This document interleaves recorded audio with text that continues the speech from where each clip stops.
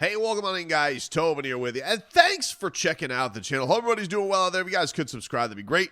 And appreciate you stopping by. So Tyreek Hill, he spoke to the media today. And I was very interested about this next Tyreek Hill press conference because everybody was making a big thing about the Tua comments to NFL Network and his comments the last week.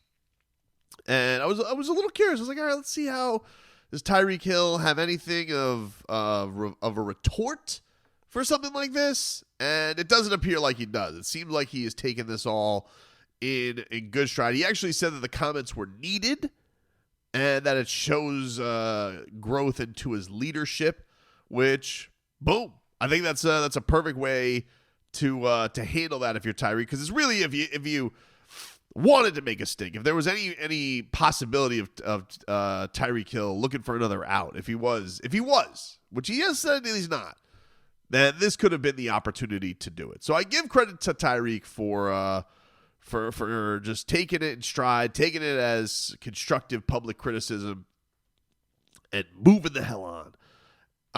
There were other things that were said by him that I'm just like, I'm not giving him credit for that. Like we're doing this thing where it's just like, people are like, oh, Tyreek, I see that you're out here on time with everybody else. And he goes, yeah, man, team sport, want to show that I'm out there. It's like, good. I mean, that's what I would hope for. One of the highest paid players on the team, one of the best players in the league. I would hope that showing accountability and being a professional would be right there in stride. I also saw that he was like, I'm taking notes now.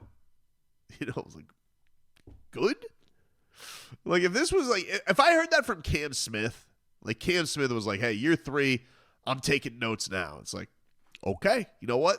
To me, that would be something where I'd be like, awesome, Cam Smith. You're working on yourself.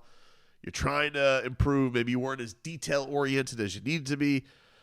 Tyreek Hill's, 31 years old. He's this many years in the league. He's done everything. He's been ranked the number 1 player in the NFL. To me, I don't know if note-taking is really going to be one of those things where I'm like, yeah, get him, Cheetah. Not for him, not for me, not at this age. And honestly, for me, it could just be Tyreek Hill doodling notes. And it could just be a cartoon cheetah with like super wheels running really, really fast. I used to make cartoons all the time during my class notes. And that was a great time for me. So if Cheetah was just making cartoons of himself, Cheetah go fast, like I would be happy with that. That's fine. As long as he's in the meeting, good.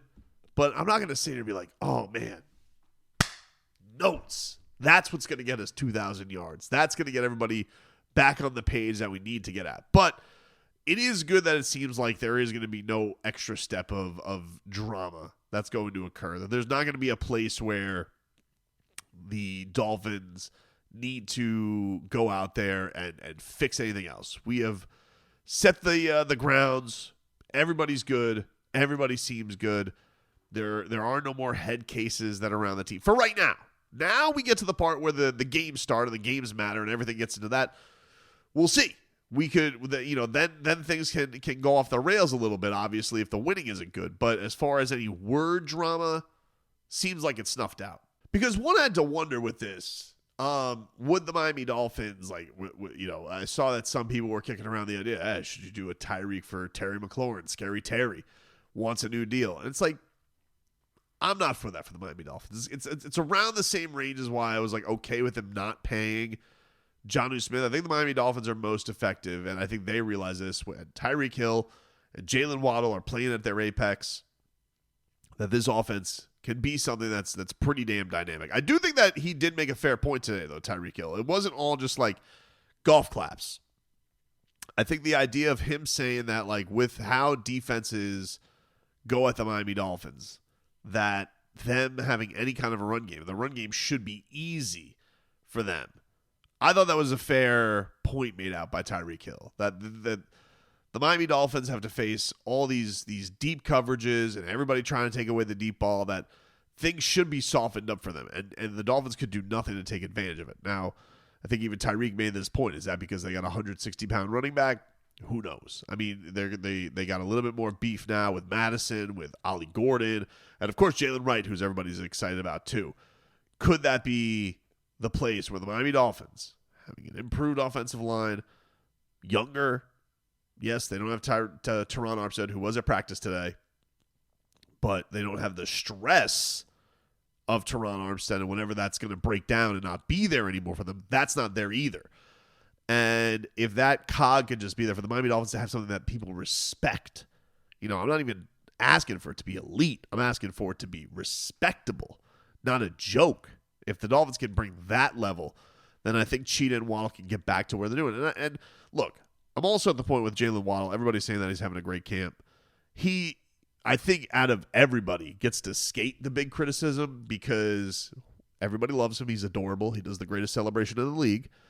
But the heat always seems to fall on Tyreek Hill and Tua. And Jaylen Waddle's right there. He's part of the three-headed monster, but he's always like the guy that's like, He's also at the point where I'm like, okay, great. I've heard that Jaylen Waddle is killing camp. I've heard that he has been the best camp player. I've heard that also for 3 years. I've heard that just as much as I've heard the Eric Azukama stuff. I've heard Jaylen Waddle's killing it in camp. Jaylen Waddle's the best player in camp. Jaylen Waddle this, Jaylen Waddle that. He is right there with the two of them. You guys are the three faces of this team. And while, yes, Jaylen Waddle is the least famous and makes the least amount of money out of all of them, he's right there as far as has to be back with his expectations. Because it's never going to be Jaylen Waddle was the reason they lost the game. I remember one time, the Vikings game where he did fumble and really did cost them the game, and people didn't even want to blame Jaylen Waddle because Jaylen Waddle does everything the right way, seems like an A-plus guy, has the best celebration in the world.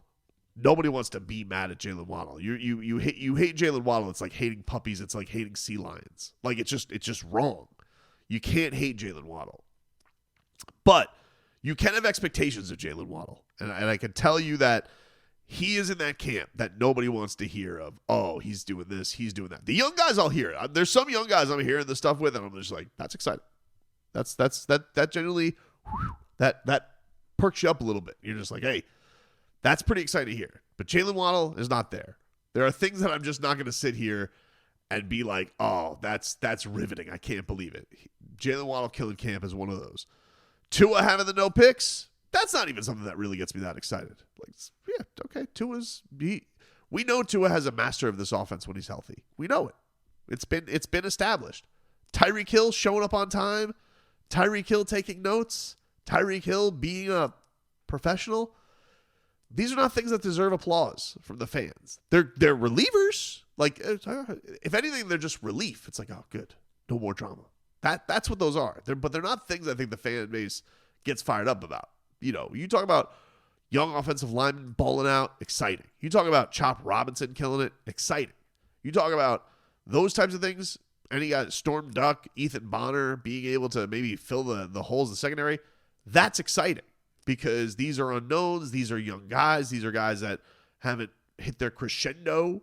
But the top three guys in the Miami Dolphins doing their jobs, doing what they have been paid very handsomely, rewarded, getting back and trying to be with what they were given extensions for, yeah, that's where they should be. That's what the expectation should be for the Dolph fan with them. So there's no rousing round of applause. I'm glad that Tyreek Hill has decided not to make a mountain out of a molehill. It is good that Tua is holding him to a standard. It is good that Jaylen Waddle is killing it in camp. But these are all things that I think, at the minimum, should be expected from the Dolphin fan. Not like, oh my God, I can't believe it. They did great.